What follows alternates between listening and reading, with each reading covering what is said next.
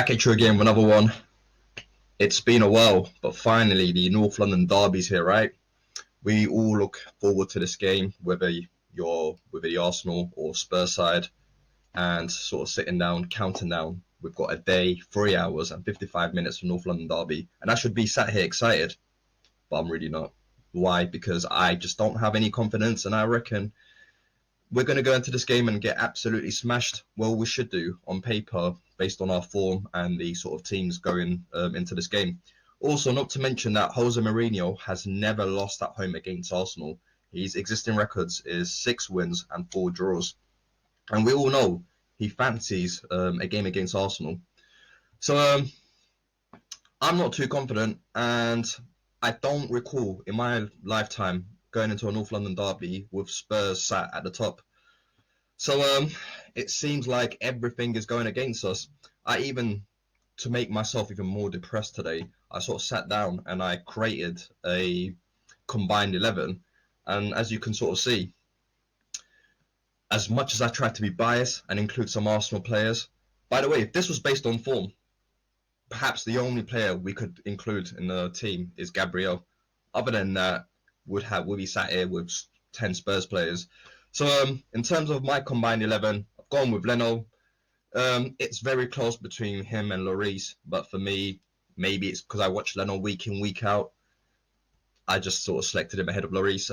In terms of right back, there was no way I was going to include Bellerin in my squad. Matt Doherty, and he's a Gooner as well, and this still kind of confuses me. Didn't they sign him off Wolves for a cut price at 14 mil? We were offered 25 mil for Ainsley from Wolves. Why didn't we just sort of get that exchange, get 10 million as well? So we would have been sat here, 10 million, with a competent right back instead of having Bellerino making mistakes week in, week out. So I went with Doherty. In terms of the centre backs, I've gone with Alderweireld.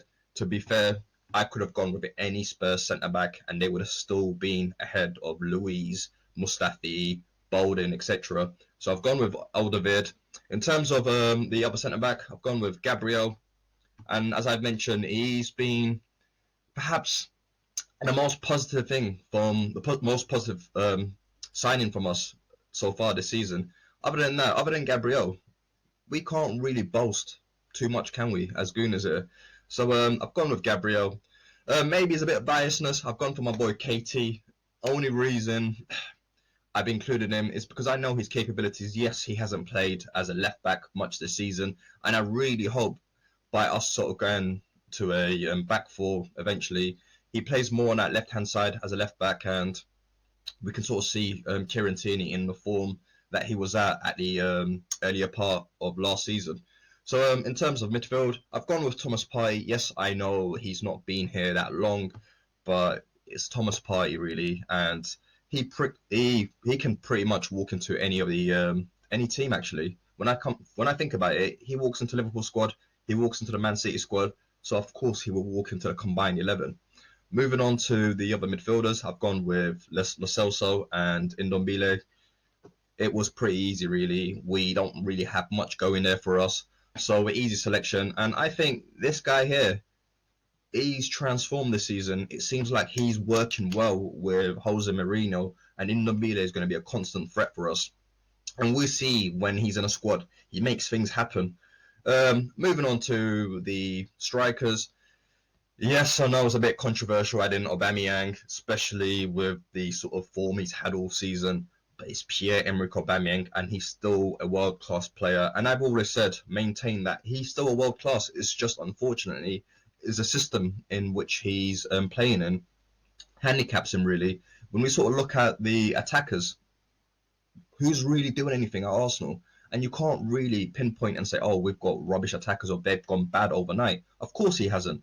But when you've got a system which sort of cater towards being defensive and doesn't offer any transition in attack, you're going to find guys like Aubameyang being left out, being a lone figure during games. So, but based on his qualities, he has to go into the combined 11 on the left-hand side, therefore accommodating Harry Kane in the sort of attacking role here. So we've got Harry Kane, and despite what you want to say, he's world-class. And he usually scores and does well against Arsenal. So I know there's some sort of injury fear from Tottenham side of things that he might not play. Give over. We all know he's going to be fit. We know Lloris's going to be fit. All these players who are doubts are somehow, by miracle, going to be fit against us on Sunday. So let's be honest, he's going to play, and he might probably grab a goal or two, or assist or two, as he's been doing really great so far this season. I'm sure he's currently sat at the top in terms of assist records in the Premier League this season. And the man of the moment, Son. I've always rated Son. I shouldn't really because he's Spurs, but you can't hate the guy even outside of football. He just seems like a nice guy, constantly smiling. And as much as you try to dislike Spurs, you can't dislike Son. You really can't dislike Son. So, world-class player. I'm just gutted that we didn't sign him from Leverkusen and how Spurs managed to sign Son ahead of other teams. Can't remember how much they signed him for, but right now you're looking at in excess of over 80 mil. So that's my combined 11. And in terms of the manager I'd have to manage that team, of course it's going to be Jose Mourinho. No way am I letting Teta around that squad. He probably would get the likes of Lo Celso, Ndombele, Partey, Aubameyang, Son, all sat behind the line. So no, not for me. So Mourinho would be the manager, and let's be honest, as much as you try dislike Mourinho, and as much as I thought perhaps going into the last season, him joining Tottenham, I thought it was a perfect match. You have a club you dislike, a manager you dislike, but then it just worked so well, and they seem to be playing with an idea. They seem to be playing with a philosophy. When I hear all these Arsenal fans make excuses for Arteta, he's not had enough transfer windows. Mourinho joined Spurs a week before Arteta. Explain to me how he's had the exact same number of transfer windows, yet he sat first in the league with that squad that looked like they weren't title challengers last season. Now look at them. So you can't tell me, stop making these BS excuses for Arteta, because Mourinho has shown exactly what you can do if you're a top manager. In terms of it's not my predicted lineup, but this is the lineup that I think Arteta will put out for Sunday's game. I reckon he'll go with a back 5-3, whatever you want to call it. Leno in goal. I reckon we're going to have Holding there. Yeah, I know it's going to be exciting time seeing Son up against Holding and Bellerin. Wow. Be sure to be on social media come Monday morning, because we're going to see so many memes of these two idiots. Yeah. So Gabriel, as I said, it seems like it's Gabriel against the world whenever we play any team. I just feel so sorry for him. You're 22 years of age, mate. You shouldn't be dealt with this much stress and pressure. I'm so sorry. He probably regrets joining us, but I'm so glad he has, because without him, where would we be? So Gabriel, obvious choice. KT, unfortunately, I can see Arteta deploying him in this left centre-back role, and when we have the ball, he goes out on a wide. When the opposition's got the ball, he sort of tucks back into that centre-back role. So KT's there. In terms of wing-backs, Saka, like I've mentioned, when on the attack, I can see Saka coming in field. When we are defending, he plays more of that left-back role. On the other side, yeah, unfortunately, Bellerin, who's going to get absolutely destroyed by Spurs. And I can't wait to see him get exposed. I know I shouldn't. I want us to, and of course I want us to win.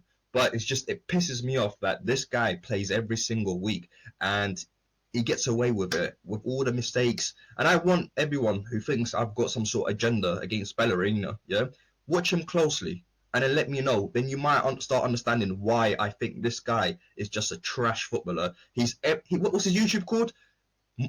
Hector Bellerin, more than a footballer. He should change that title to Hector Bellerin, everything but a footballer, because that's exactly what he is. Moving on to the midfield areas, we've got this wasteman Xhaka, who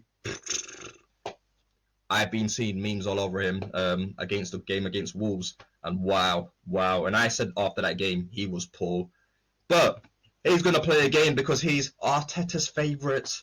You know, the guy that Arteta stopped getting from Hertha Berlin because we really needed him. So Xhaka plays, of course, alongside Dani Ceballos, his other adopted son. You know, the two guys spinning top who just doesn't know where he's going at half the times. And I've always said this with Dani Ceballos. You bring him on off the bench like in the Europa game, amazing. You start him, it's like Why do we get two Dani Ceballos? We got Dani Ceballos off the bench, and we got Dani Ceballos who's a starter. The starter, Dani Ceballos, is shit, not worth looking at. The one that comes off the bench, it's like, wow, two different players here. And I hope he is Dani Ceballos off the bench come tomorrow. We've got Aubameyang. I reckon he'll play him out on the left because I think Lacazette had a stellar performance on Thursday night. And if it were up to me, I'd give him the captaincy because I thought he was a true leader on Thursday. So I would, but then again, how would that might affect the issues in the change room dynamics and in particular their bromance. So maybe, even though Laka should be captain, just because of sort of maintaining healthy dressing room, let Aubameyang continue as is.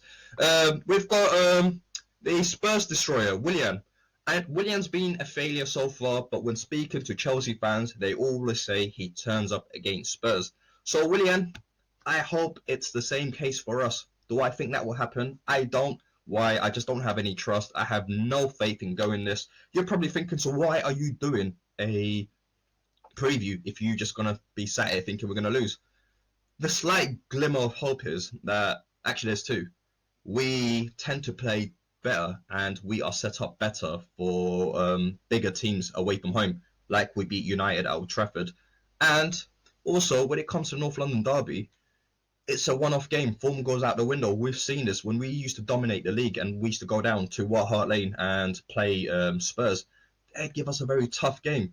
And I'm hoping it's the same here. If these players are being poor, I hope, at least for tomorrow, they're up for it. And if they don't know what it means to play for the Arsenal shirt against Spurs, then for me, Arteta needs to really reevaluate everything and maybe go back to the drawing board and understand who here wants to fight for the badge and who here is just a clown. So for me, if you're going to fight for this, cool. If not, get out.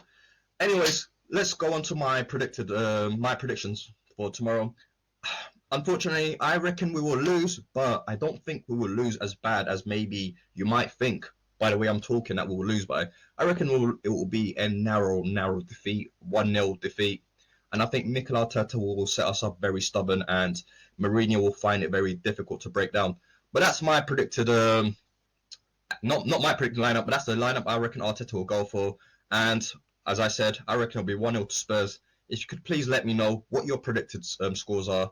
And as well, if you agree with the lineup I've set up. If not, please provide what you would put out against Spurs tomorrow. Anyways, thank you. Please do like, subscribe.